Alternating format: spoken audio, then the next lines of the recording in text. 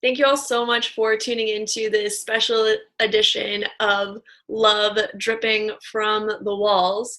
Today we are talking about how love dripping from the walls can contribute to the conversation of current events right now. And the current events are inside of the Black Lives Matter movement against police brutality of Black people and people of color, and just generally Black people and people of color being treated equally in our country and across the world. And as someone who is committed to all people experiencing love, experiencing peace, harmony, aliveness, freedom, I thought that it was really pertinent to have these conversations, especially as a white woman. And I did invite my friend Shaun. For those of you who remember or have listened to the podcast since the very beginning, Shaun is my sound guy.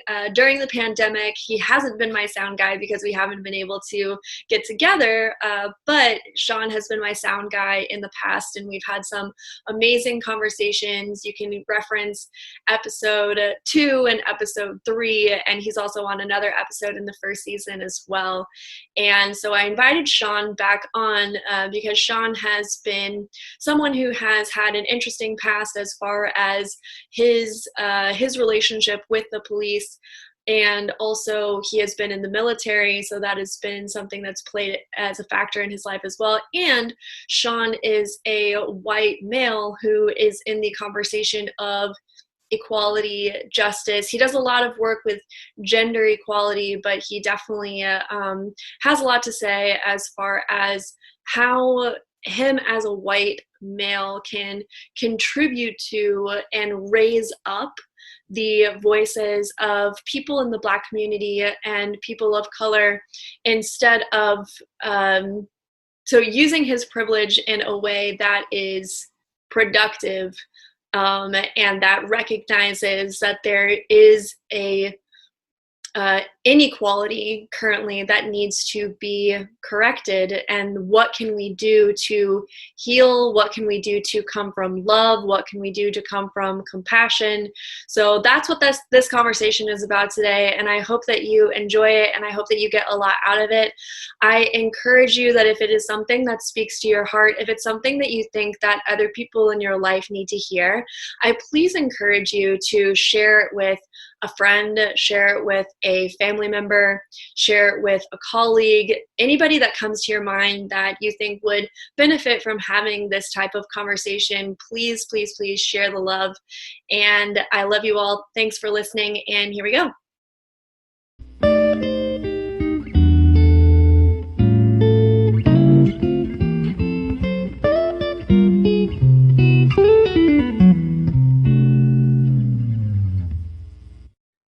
I'm angry. Yeah. I'm pissed off. I think that, but I guess I'm clear in vision as far as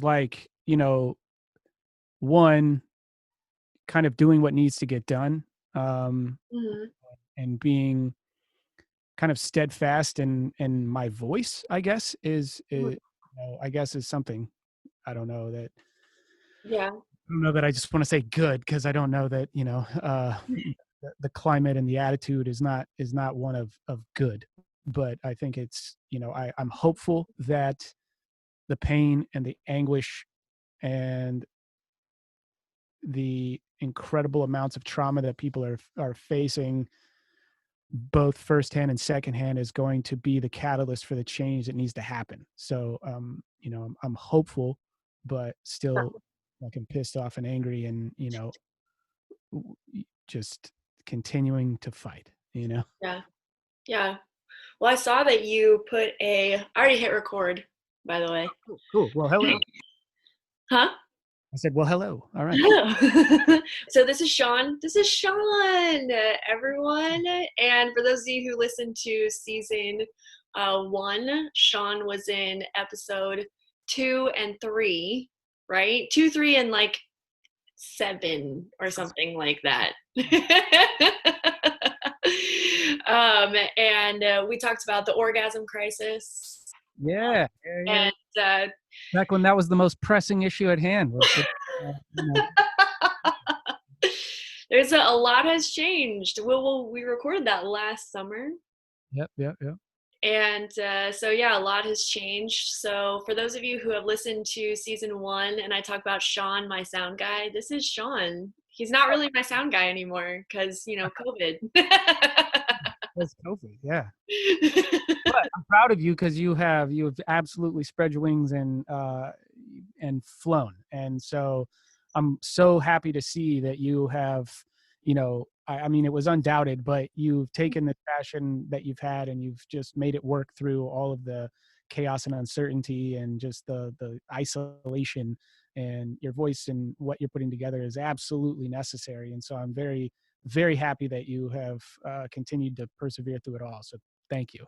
Yeah, thank you. And I appreciate you saying that. And also I have to give you credit as well for helping me persevere. And that first call that I gave you, it was like the week that everything shut down. It was like week one, or might have even been week two, but it was like pretty soon after everything like shut down. And Enrico was like, "Oh, you know, do you want to start your podcast again? I would totally be on your podcast. Let's make this happen, blah, blah, blah." And then I called you and was like, "Hey, can I use your sound equipment?" And you were like, "No." Not in so many words, but yeah. And I was like, okay, well, how? But I did. I asked your advice. I was just like, how could I do this, without your sound equipment? And you said Zoom, and so that's what I've been doing. So it has been because of your suggestion that I've been using Zoom to not only to make the audio recordings, but I've been talking about doing video for months. Boom. And I know it. It doesn't. It like solves all of those problems all at once, and you don't have to really do any video editing because it's all just there for you. Yeah, I think it was a great solution in an incredibly kind of complex problem. So Yeah. So yeah, thank you. So thank you for making that suggestion. Was that? anything I can do to help for sure. Yeah, I just really appreciate it. So, what are the anything else that you want to say to be introduced? You're working on a bunch of projects. I wanna also highlight, like, what are the projects that you're working on? I know that you alluded to some of the things that you're doing right now, because of everything that's happening in the country, with the protests. And I know that you put out a Facebook Live video the other day, and it was that, in combination with, I was actually listening to older episodes, and I was like, you know what, Shaun and I like have such great chemistry, and I love talking to him, and he has such amazing things to say, Oh, that I wanted to have you on. Plus, I miss you. yeah, I miss you too, and thank you for that. Yeah, I think when I have, let's see, how do I say this? I've been kind of a rebellious, anti-authority, kind of revolutionary minded person since like a kid, since I was a kid. And I've always gravitated towards music that and art that speaks truth to power, and kind of just doesn't take well to authority. That's always been kind of the resonation. And even through all of my experiences and even joining the military, my parents and friends were all really confused at the time when I joined the military as to like, Yeah, it how, seems like anti. yeah, exactly. Like, how have you, of all people, like run into the belly of the beast kind of thing? And it was an experience that I'm incredibly grateful for because it's given me perspective. For a long time, I lost my voice in it because you must. There is no voice when you're in it, and yet now that I'm out of it, I've regained that sense with another sense of perspective, and I'm very thankful for it because it gives me the confidence to speak in a lot of ways that I wouldn't have had otherwise. And one of those is to um, like what I spoke to the other day was just acknowledging privilege, was acknowledging this sense of what it is to be a white male in this country, but from a perspective of somebody who's like kind of been on this journey for a while and doing the work and really, listening. And it's like, I see it as a timeline for people's journey through this, especially when it comes to expressing the opinions of white men, is like, in the acute phase, you got to shut the fuck up. Like if this is like your first exposure, or like, even like second, third, fourth, like if this is a small amount of time it's been since you've been exposed to these ideas, you have to shut the fuck up and listen. You have to really do the work. You have to listen to a lot of people, and the listening part never stops.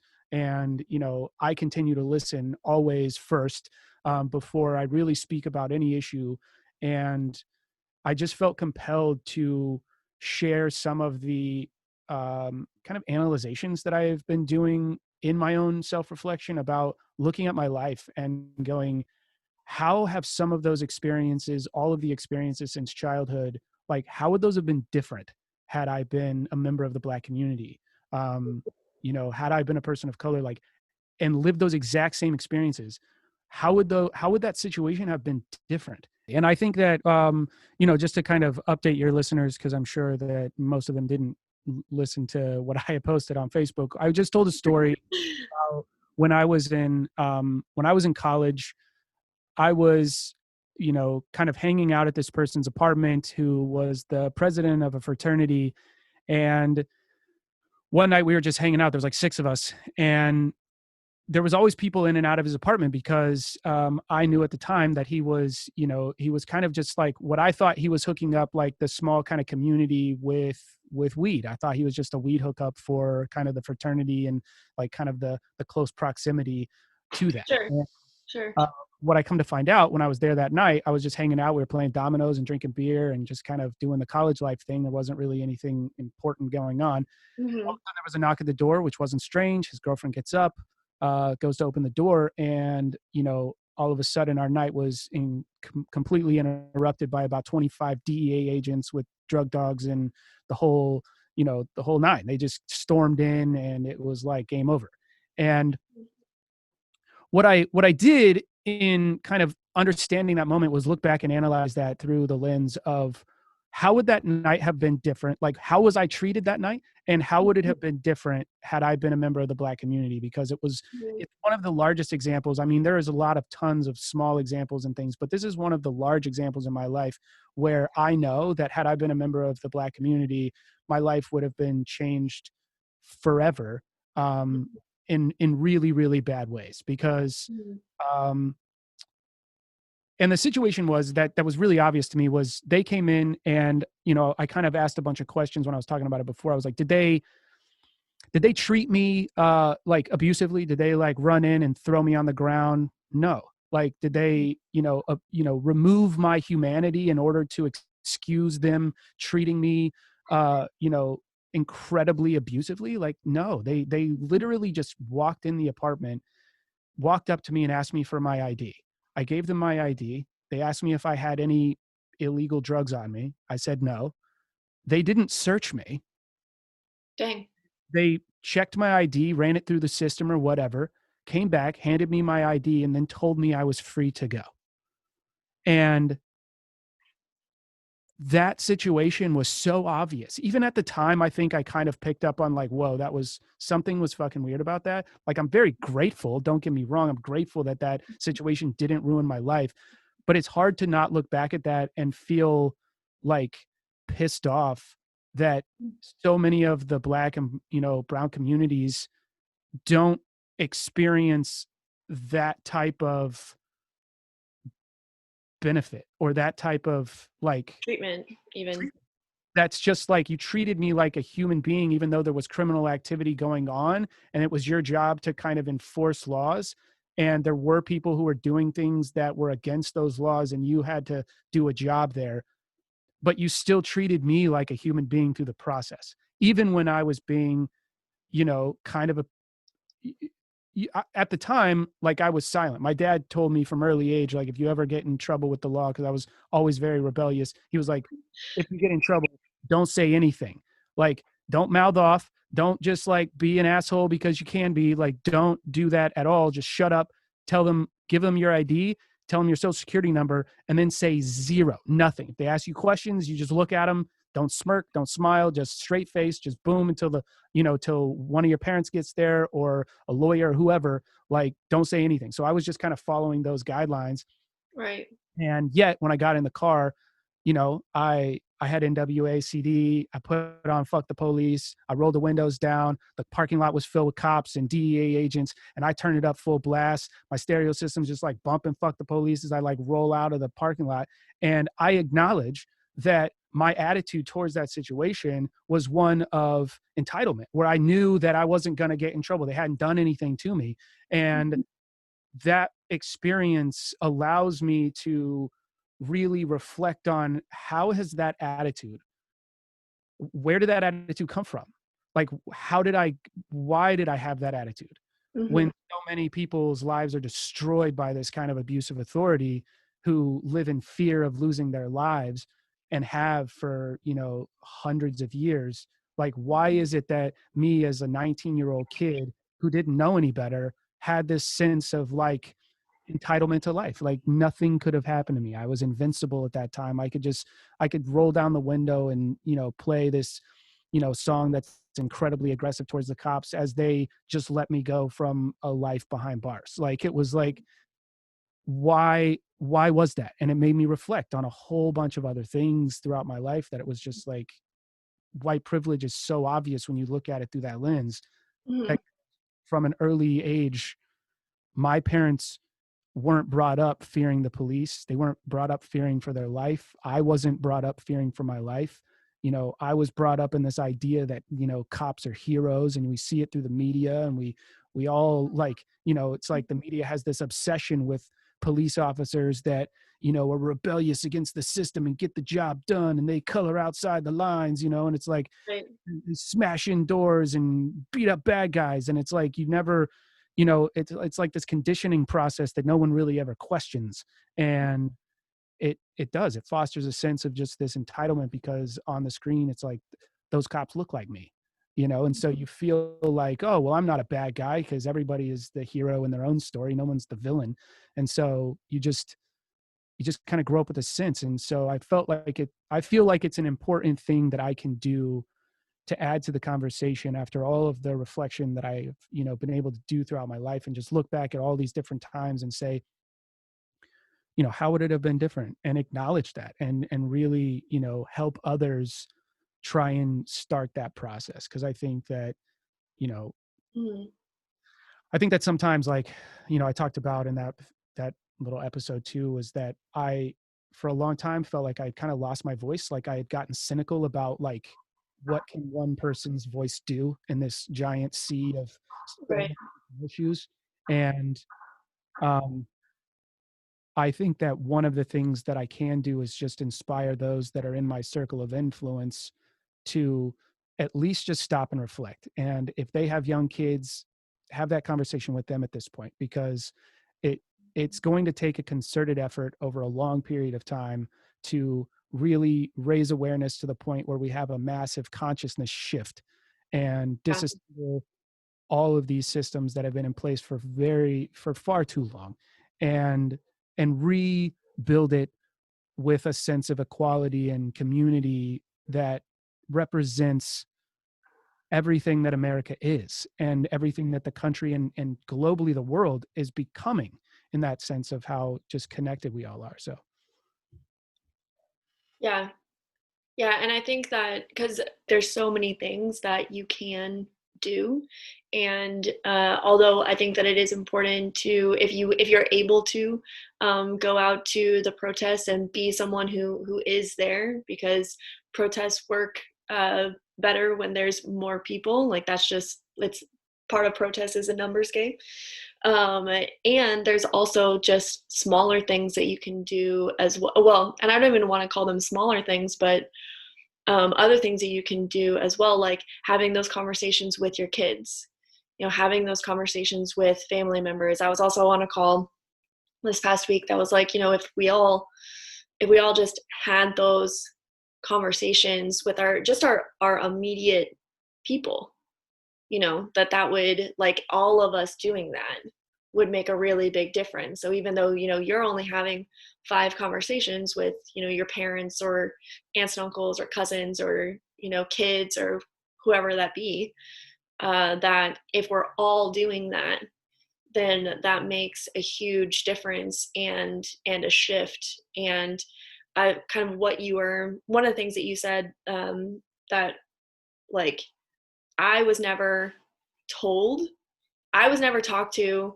as a white girl growing up in the Midwest. I was never, no one ever had any conversation with me about what I should do if the police like pulled me over, or if police got involved in anything. Like if anything, what I was told was that crying works really well.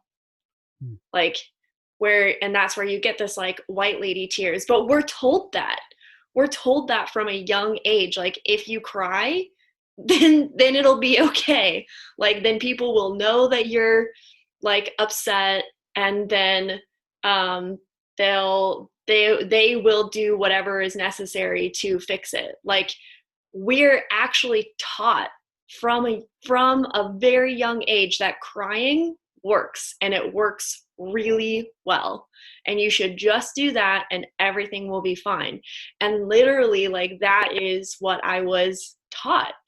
And so even as like white women, there has to be a conversation about accountability and using your own voice, and like how you're presenting yourself and how your actions are impacting other people, and taking on the responsibility for your actions, because it's a way to avoid the responsibility for whatever it is that you're doing. Like whether that be a speeding ticket, whether that be saying something shitty, whether that be you're uncomfortable, like whatever it is that you're crying to like try and get yourself out of, um that there needs to be a conversation, like that conversation has to end. Like the conversation like, oh, if you're a pretty white girl then you can just cry and everything will be fine, like that conversation needs to just stop. Like we need to stop teaching that crying is like the solution to things, because then it is about you and your feelings, and then if you cry then you don't have to take responsibility for anything. Like nothing bad is going to happen to you. Everybody else will just do whatever needs to happen in order to make you stop crying, you know. And so even having that conversation, just like that needs to stop.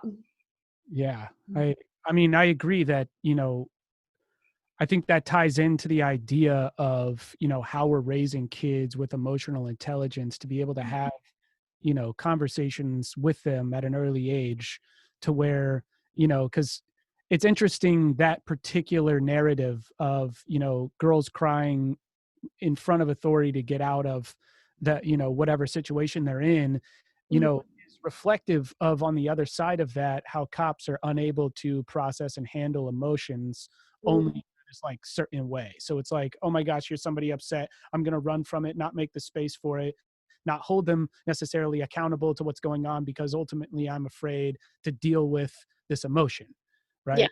And Yeah. so that's a larger reflection in how it seems that their lack of training comes out in other ways, where it's like, what we're seeing now is like the protest is just an expression of emotion. Yeah. It's like, and so the police force has been trained to handle expressions of emotions in certain ways, and we're obviously seeing how they've been trained to handle this type of expression of emotion, and it's not in a good way. And Yeah. like everyone's protesting this police brutality, and so they just take it upon themselves to even show more force. Like I'm baffled. Yeah, it's pretty great, and I think that's one of the main things that I see, and you know that's talked about, is like how is it logical to protest police brutality, and then what's being met with that is more police brutality. It's like, stop protesting our brutality, we're gonna brutalize you more. No, and I think that, it's why I'm, that there's an element to this why I'm really hopeful, because it's so unfortunate that so much trauma has to happen in order for people to get to a place where they stop where they just say enough is enough. I Mhm. think that um, it's I'm hopeful that we can sustain this effort because I do agree with a lot of what I've seen. The Black community talking about kind of addressing white people as like, hey, slow down. We need you for the long haul here.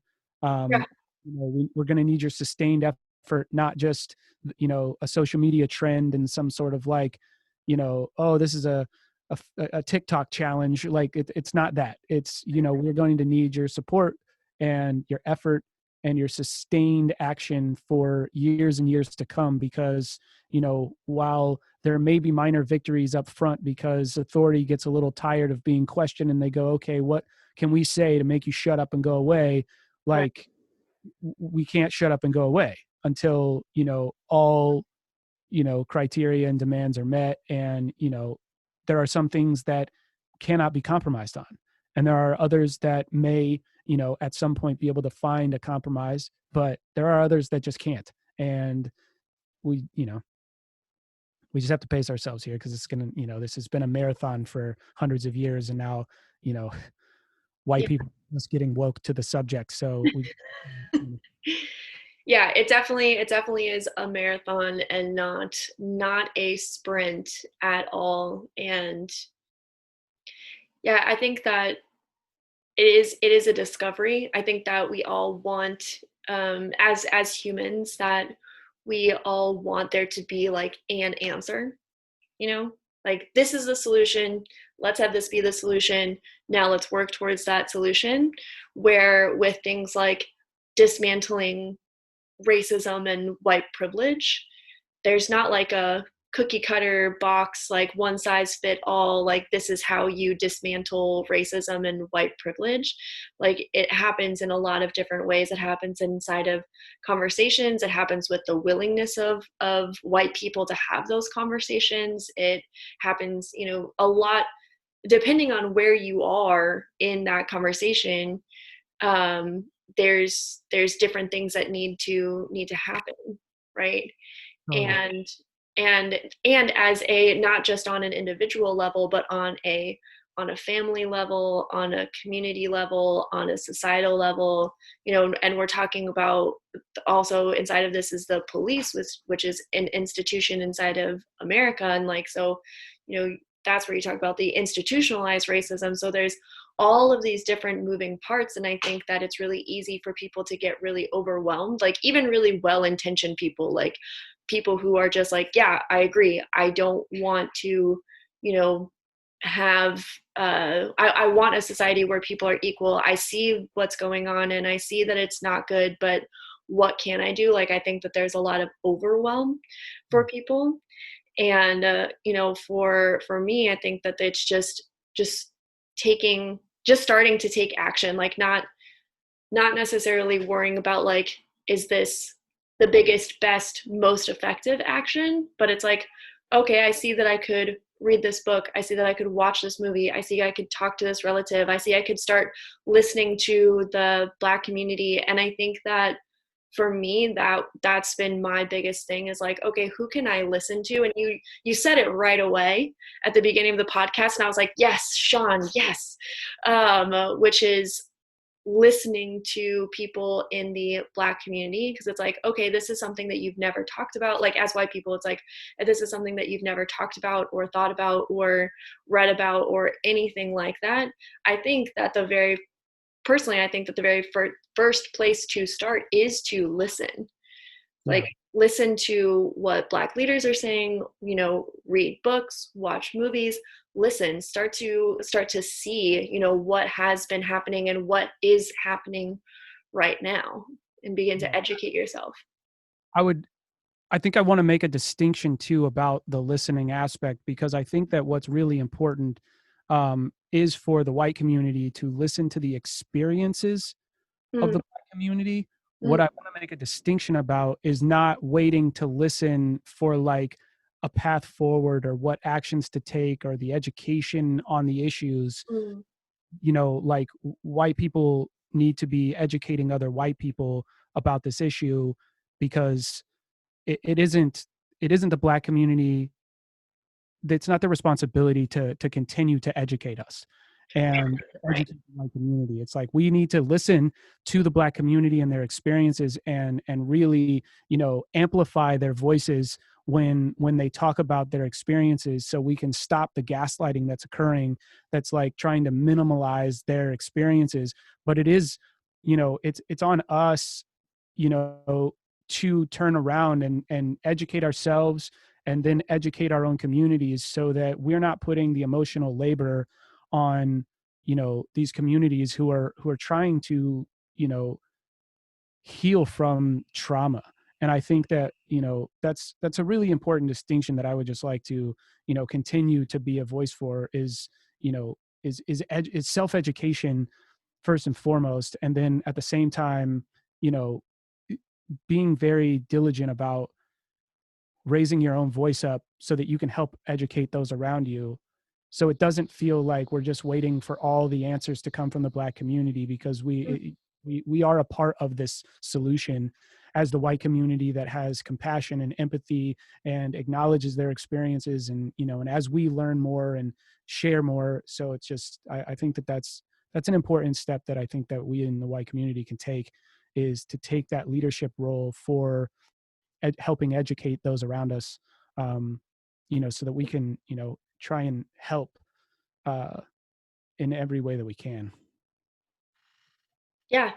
Yeah, definitely. And yeah, and thank you for making that distinction as well. I think that's important to be said. And I do want to tie it back to, this is a podcast about love, Yeah. and and generally this is a podcast about love, sex, and relationships. And but I think that this absolutely ties into, because I'm building my love empire. um this having people be equal, and having people be seen and treated as human beings on the planet is tantamount to having love in the world. Like, it's not, you know, I love, talking about love, sex, and relationships. But you can't just talk about, an isolated subject without involve because love, sex, and relationships is about people, right? And so it's not just about what gets your rocks off. That's part of it. But it's like, when we actually talk about listening to people and hearing people's experience, this is a part of it, and it absolutely plays a part in relationships, and how we get to be in the world, in who we're seen as people, and like the actual love that we get to have and express, in our lives. It's a wonderful point to make, that through the equality and through the freedom of expression, and the kind of equalizing the voices inside of the concepts of love, and sex and relationships, is really keeping us honest, that we all desire very, broadly similar things. Now they can get very, the specific details can always get nuanced, but broadly, I think that we do have a need, as all human beings, for love, sex, connection, relationships. And when we can highlight the experiences of those that we at first may not feel like we have much in common with, I think what happens is that it neutralizes the fear of the unknown and recognizes so much commonality. And Mhm. so what your podcast here, Love Dripping from the Walls, does such a beautiful job at doing, is really showing those commonalities, and articulating the fact that no matter what labels we all wear, like, at the essence of us, we're all extremely similar in what we desire for our lives. and happiness and joy and sex and fulfillment and wonderful positive relationships is, is a common thread through everyone. Mhm. And I think that by sharing those experiences and hearing others talk about their own, love and what they love and even what they don't love, and their experiences through sex and exploration and relationships, like we find a truth um, in the difference that allows us to kind of come together and realize that we're so much alike. And I think that it Mm. does an incredible job of really kind of harmonizing us as human beings, uh, Yeah. experiences that we have, because there's so much in this world that tries to keep us in a vacuum and tries to isolate us in these little pockets, to and in a lot of ways we do it to ourselves, to like kind of keep us away from what we fear. And the more that we can challenge ourselves to push ourselves outside of those comfort zones and to hear the experiences of others, we start to recognize, like, oh yeah, we are all really, really similar, and we are all kind of Yeah. better off for seeking love and seeking fulfillment and excitement and release. So Yeah, definitely. And I think that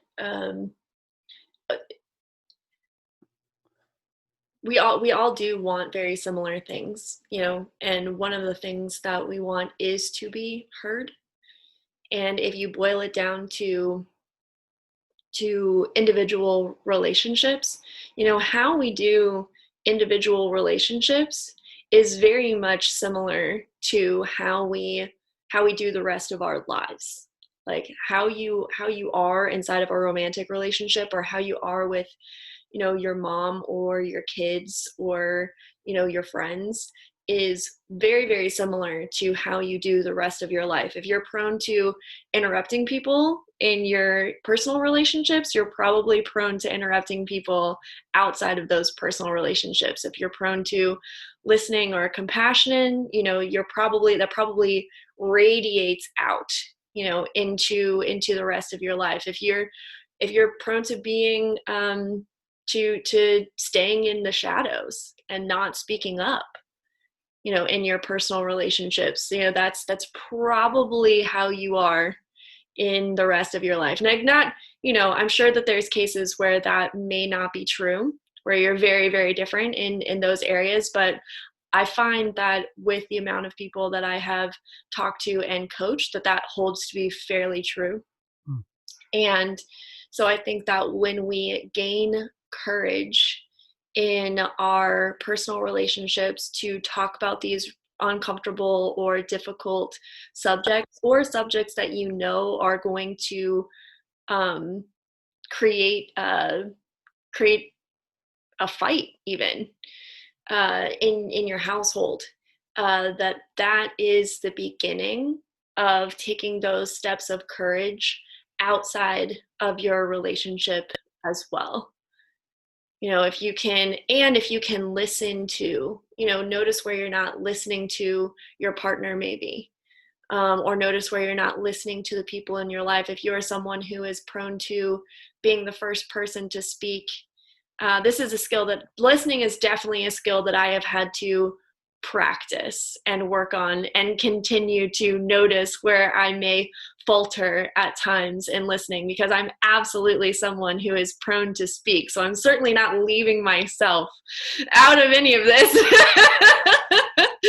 I face that challenge as well. Yeah, So it's definitely always a work in progress. And yeah, and yes, definitely an incredible pursuit, that brings both its challenges and the the incredible rewards of when you kind of conquer one of those situations where you have one of those moments where you show so much growth in that listening. It feels incredible to like have turned those pages. And so yeah, yeah. it's still just a constant pursuit for sure. Yeah, it's a practice. It's absolutely a practice. And I think that that's anything with mastery is always a practice. And listening is definitely one of those things where it's always a practice. There's always a pursuit of mastery.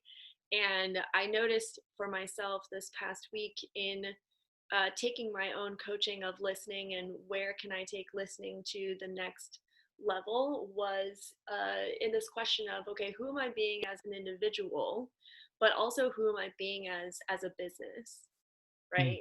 Like, how am I listening as a business? So instead of using this, and this has been a question that I've seen as well with other people, is like, okay, as a business, am I going to put out a statement about what's going on right now? Like, am I going to put out a statement that says, I support Black Lives Matter, this is how I feel, da da da da, all this stuff. Um, and, or am I going to stay silent? Or am I even going to put out a statement that's like anti that, whatever? And we've seen in the news, like the gentleman who originated CrossFit mm, came out against Black Lives Matter, made a very off color, like not like a intentional public, well, it was intentional and it was public, but it wasn't like CrossFit. This is CrossFit's, da da da da, like absolute like an like official stance stand. or anything like that. It was more just an off color comment about what's going on that was like clearly against the Black Lives Matter movement, and made a joke about George Floyd and COVID.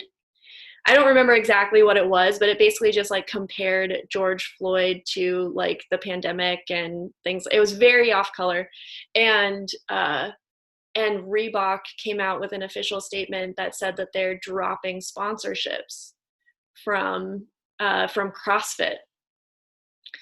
Yeah, I think that we're in such a like we're in such an incredible time that is somewhat amazing to me, that there are still people who don't recognize how connected they are to the world, that they still see themselves in their own echo chamber, that they I, don't see how they impact the world. And especially a guy who created, such a um global movement. yeah, and it's like a cult-like movement. So you know that the people that follow you, you influence the way that they think. And so without having some sort of thought process in how you're going to come across, like it's interesting because there's certain pockets of people who can kind of get away, or it's accepted to have some type of like social commentary with a sense of humor. And then there's others that are like, kind of stay in your lane about things, and you're going to have to like really it's basically you choose a side or another. Like Ben and Jerry's, for example, that came out, Right. the business like long standing in the country, and worldwide, and in the product that they sell, and they came out with a hardline stance that was like against police brutality, and very pro Black Lives Matter.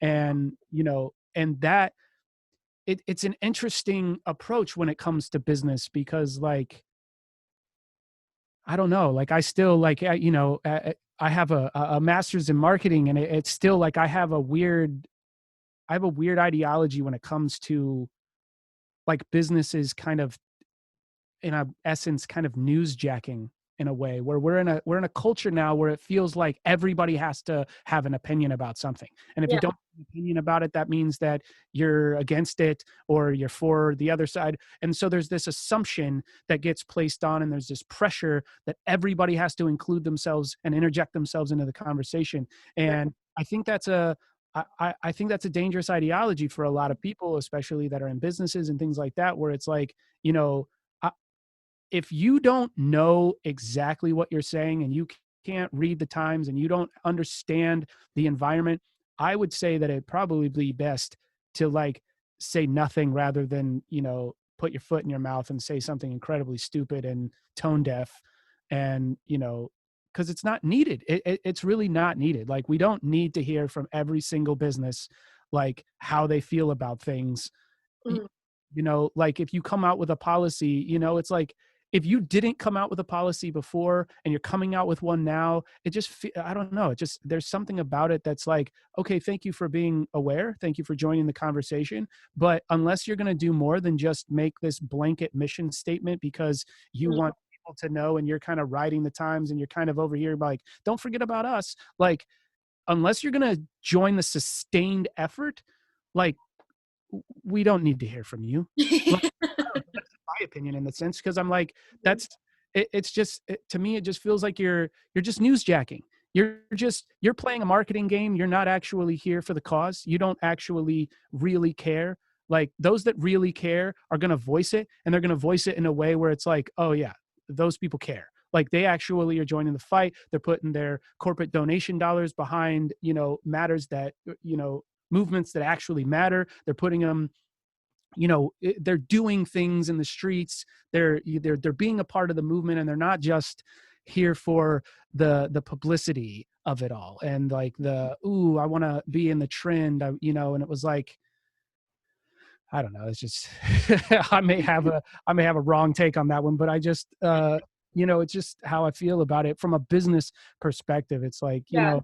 because at the same time, this is like where this is where I get, really frustrated, is because I go, in the streets when they're protesting and the riots happen, right, and they're smashing and destruction of property, and there's this feeling that's coming out, that's like, people are angry and they're really, really pissed, and the police come out to protect businesses rather than people, Right. right? So the police are not coming out to protect the protesters, they're coming out to protect businesses. And so when you put your business out there in this arena, police are here to protect your business interests. They're not here for the movement. And so there's a real weird gray fine line-ish area of walking in this like world of like Mm, interjecting your business into this conversation when you haven't been a part of the conversation before, you mm, know. mhm, And this is where I think the intersectionality of all these issues comes into play, and that concept is like, if your business cares about issues and cares about social justice and cares about a whole lot of the other issues, then absolutely have your stance and be and continue that brand and continue that fight for the betterment of all people, absolutely. But if your business has been quiet on everything and decides to jump in when things are like, ooh, there's a buzz, like, it's so transparent. mm. So, it just doesn't have the love, that it's obviously a business move. It's obviously a marketing tactic. Um, and I think that you just have to show the love. And if you haven't been showing the love, then, you know, I maybe sit this one out for a while, figure it out, do some research, listen, educate yourself, and then join the conversation for sure. It's like, we're not trying to keep anybody away from the conversation, but don't just jump on the bandwagon because you feel like, ooh, I gotta be there too, you know. Yeah, definitely. And I think that that comes back to the point of how you do one thing is how you do all things. There's this really great makeup artist. His name is John McLean. I follow him on YouTube, and he has a quote that says, "Trends are for the anxious." And I find that to be really true, that trends are for there's like this anxiety, and you were just speaking to it, is trends are for the anxious, where it's like, oh, I need to make my business be known, or I need to make my stance be known, or, it's kind of this fear that if you don't say something, and I'm also speaking from myself too, like I'm not gonna like pretend that I'm like got this all figured out at all. um but uh but yeah, like speaking from a place of, well, I don't want people to think that I'm not supporting, the movement, and I definitely don't want to be like shamed later, or like things like that, where it's kind of like this anxiety sort of thing, Yeah. where it's like, okay, well, but then you act from that anxious standpoint, and so you're not acting from an authentic, like, this is what we're here for, this is what we stand for, this is who we are. It's like, oh, I hope that I, am not seen as an evil person, rather than, this is our brand, this is who we are, this is what we got. Right, right. And I totally, I'm included in that as well. I have it. I am absolutely prone to those anxieties and to that fear of like, am I, is my silence a part of the problem? Am I not speaking up enough? Am I amplifying? Is injecting myself? And I think you know, as a white male, I also feel like this incredible passion to help. And at the same time, I feel this incredible kind of sense of imposter syndrome of like, my voice isn't needed right now. Like, you know what I mean? So it's kind of like I'm checking myself to go, whose voice can I amplify? Yeah. How do I, because it's not like I have some huge platform right now, but like whose voices can I amplify? Because that is an important um aspect for us all to like recognize that there are voices out there that are absolutely deserving of amplification, and it doesn't always have to be our own 2 cents that we put in. So Yeah, definitely. And I struggle too with that concept of like, uh-oh, should I say something, should I not say something, but at the same time it's like at this point I guess I would rather be you know passionate and wrong and learn from that and continue to move forward and iterate on my passion and my passion to help, like, and just keep reiterating. If I make a mistake, like, get called out on it, be held accountable, absolutely, stand up and say, hey, I messed up, and move forward and continue, the fight. Because, I guess, you know, I don't know. I guess that the yeah, love is really if it is truly love, then, like, as you say, it's going to reflect in all things you do. yeah. And so I think that that's really what's most important. Yeah, absolutely. And that was why I honestly made the decision that I did about having these podcast episodes. It's like, okay, in my heart, I feel like this is exactly what I should be talking about right now, you know? Like for me, it just it's like I have a podcast about love. You can't you can't truly have that palpable love in your life when it's just like when you're looking at it from like a vacuum standpoint of view, when you're just looking at it from like, oh well, my life's fine, I got my shit figured out, so you know, screw all you guys. It's like that's where that's we're all connected. We are all connected, and we all occupy this planet together, and so and I think that the other reason why, so that's why I wanted to like come out and be like, I stand for love, this is what I see. And again, not that it's like if someone came to me and was like, hey, let's have a conversation about what you said, because I think that you're off on these points, da, da, da, da, whatever, then being able to be held like you said, being able to be held accountable for that, for sure, and then learning from it, but then continuing on, because I'm always going to stand for love and people being connected, and like freedom and aliveness and equality and justice. Like that's just always going to be me, but I'm always going to be learning. Like I'm not always going to be right, about everything that I say and I do. um Yeah, I think that's important. I think it's valid because I think that the other side of this argument, is very loud, and they don't care about being wrong at all. right. On us that do represent love and this kind of equality to be loud as well.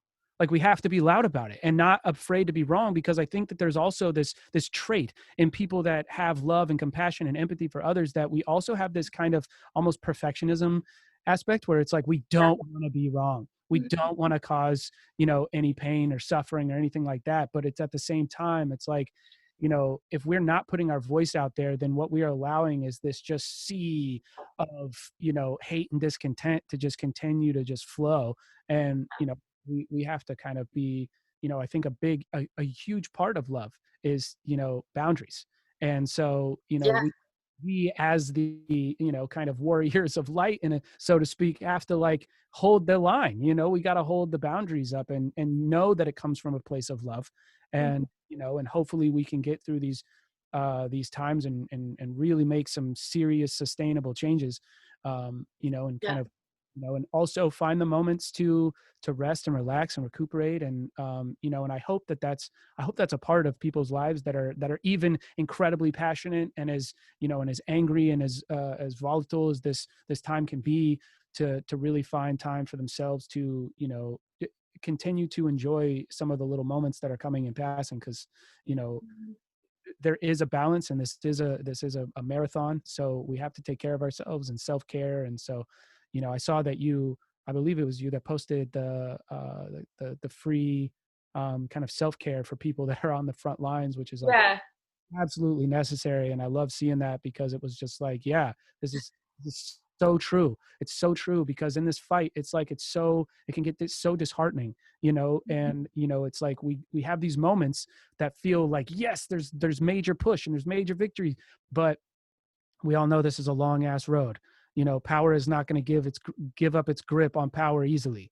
And as there's so many, and this is why I'm hopeful. I'm sorry to take this in kind of a train, but it connects with what I've been so passionate about for a long time, because I've been fighting on the front lines of this like gender violence thing for a while. And I put together a program to go into high schools and talk to kids about gender violence, years and years ago, and did it for a long time. And I'm now using art as activism, and like showing, like, really what I'm trying to do is put together a program to show the like how I was able to go in and make such an impact in these kids' lives with music, while talking about an issue that was like incredibly hard. Gender violence, human trafficking, sexual assault, Mhm. domestic violence is all really, really hard stuff. And it's when and my life has been focused around these issues for a long time. And what I recognize in the marathon of trying to, be a part of the solution is really recognizing the need for self-care. Mm. Uh, Mhm. Activists, in a lot of ways, we feel like we have no time off, because these issues aren't going to change unless we're on the front lines fighting this fight. And yet at the same time, it will be so much worse off if people burn out and get, just suffer massive mental health, because there's some serious issues here. And so Mm. I was really, really grateful to see you put out the call for self-care, because that's such a huge flag to go up, because it's absolutely necessary.